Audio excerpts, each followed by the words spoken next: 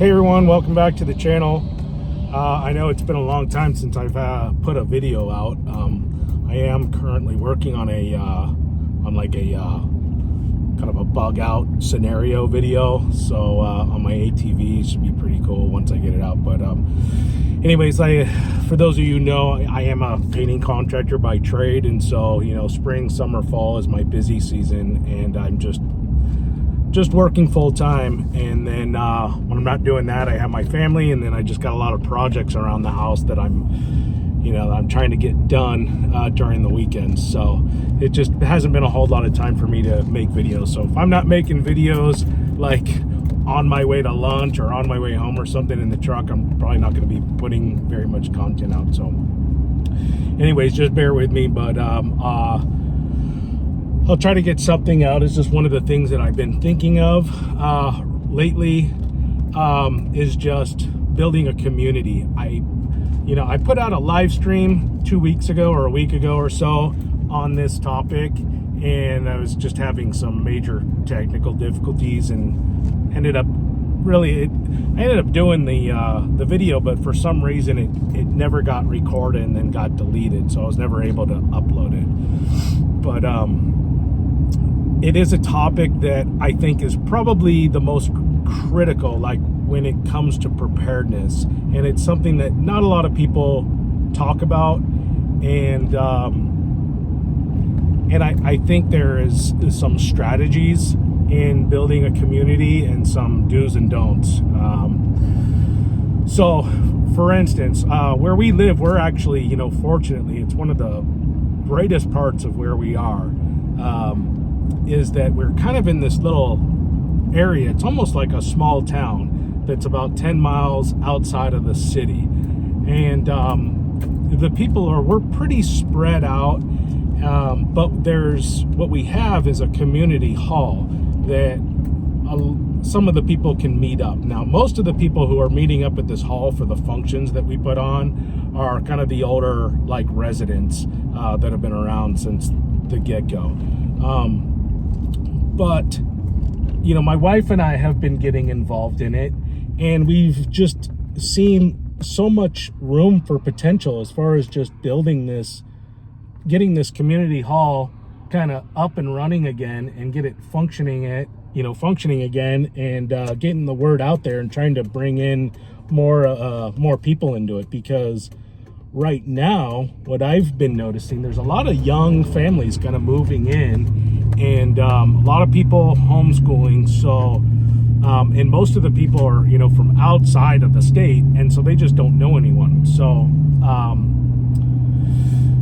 they have nobody helping out with their kids, nobody helping out with the responsibilities, and so this hall really provides a good opportunity to create a place where people can get together and build communities and help each other out in those areas. Make friends, their kids can make friends, that sort of thing. So if you have something like that in your area, I would say it's a really good avenue to pursue and try to make use of it. And especially in our area, we're fortunate because this is like, the people here tend to be pretty liberty-minded folks. They tend to kind of really appeal to the idea. Sorry if that's loud, it's my lumber rack. But they tend to really appeal to the idea of self-sustainability and renewability, stuff like that. So, but at the same token, it's kind of funny, everybody kind of is keeping it under wraps. People are still a little reluctant to admit that that's where they are. It's kind of funny, but there's a lot of preppers here, but it's just the prepping, just has that stigma that comes along with it, like we're just whatever. But there's a lot of preppers here. They're just kind of afraid to admit it. But anyways, people are getting more comfortable with the term and the lifestyle, because it makes a lot of sense now, as we can see. It just makes a lot more sense to be thinking ahead and stuff like that. But yeah, we have a good opportunity to start bring in like a homeschool group, bringing 4-H back to this hall, getting people involved in like bake sales, stuff like that raise, which in turn raises money for the hull, so we can do the repairs and maintenance on it like that. But I just think that right now, I mean, you have all the gear, you have all your, maybe you're storing silver, you're storing your guns, or your ammunition, your food, and all that. But the one thing I think that's going to come in most handy, it's just going to be the most critical thing, is just having a community and having people that you can trust close by, people who have skills. So fortunately, like in our area, there's actually a lot. I think there's like 4 nurses just on our road, and a doctor. So a lot of medical professionals in this area, but a lot of people who are into gardening, that can help, that can do stuff like that. I know a guy that's doing beekeeping. So there's a lot of potential to, if there was like any downturn in the economy and things got really bad, we could potentially, I mean, very easily keep each other going. But it's just a matter of connecting. It's just making those connections. And it's something that I think a lot of people struggle with, is connecting. A lot of people are, just have a difficult time. There's a lot of social anxiety. I mean, for whatever, we tend to be, just people are very riddled with fear. I mean, everybody notices, we all notice it. Like when you go on an airplane or something and everybody's, we're sitting 2 inches from one another, but you'll be on a 6-hour flight and you don't say a word to each other. Or it's like you get in an elevator, it's packed full of people and it's just dead quiet. People are trying to control their breathing. They're just so scared of one another.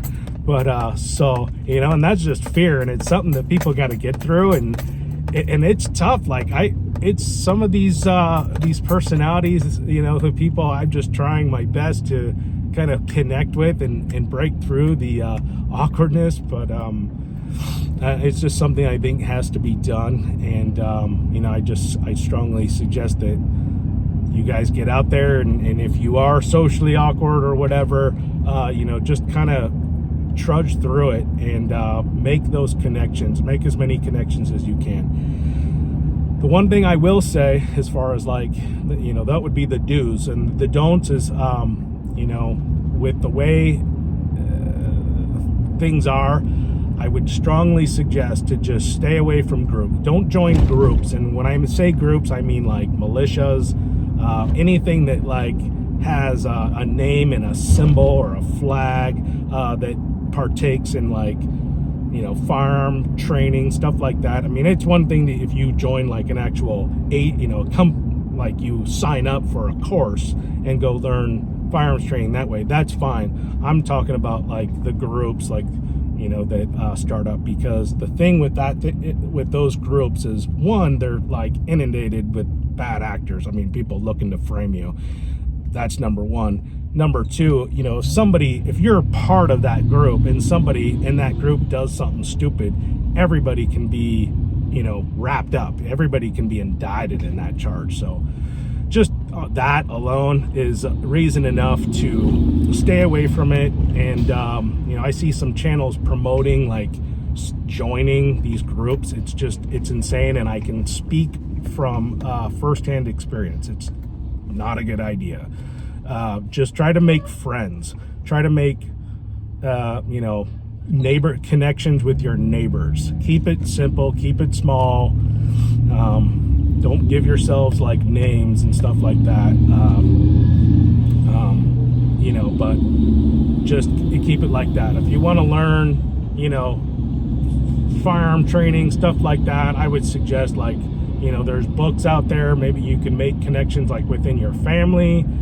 Keep that stuff like, really, close to your chest. Just don't go be venturing out and just, whatever, doing firearms training, especially mixing it with politics and stuff, with people you don't know that well. So, but yeah, that aside, I just think that,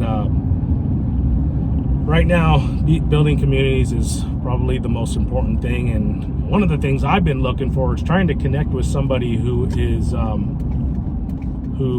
good at gardening, because I'm trying to get my garden going this year. My wife is kind of taking it over. Our oldest daughter is getting old enough to where she can start tending to the chickens and our garden and help out with that, because I'm just really busy this year with my job, which is a good thing.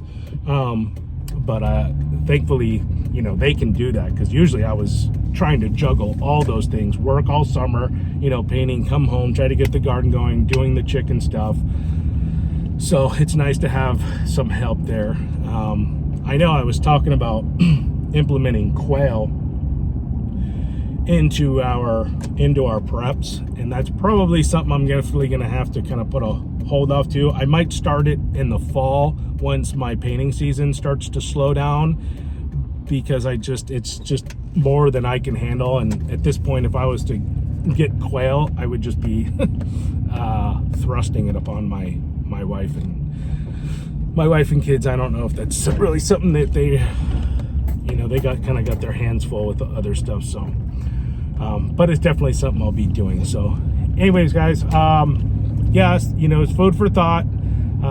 Build your communities, and I will try to make some more videos here pretty soon. Like I said, I have the bug out video I'm going to be doing, camp out video. So keep an eye out for that. And if you haven't done so, make sure to like and subscribe to my channel. And until the next time, stay prepared.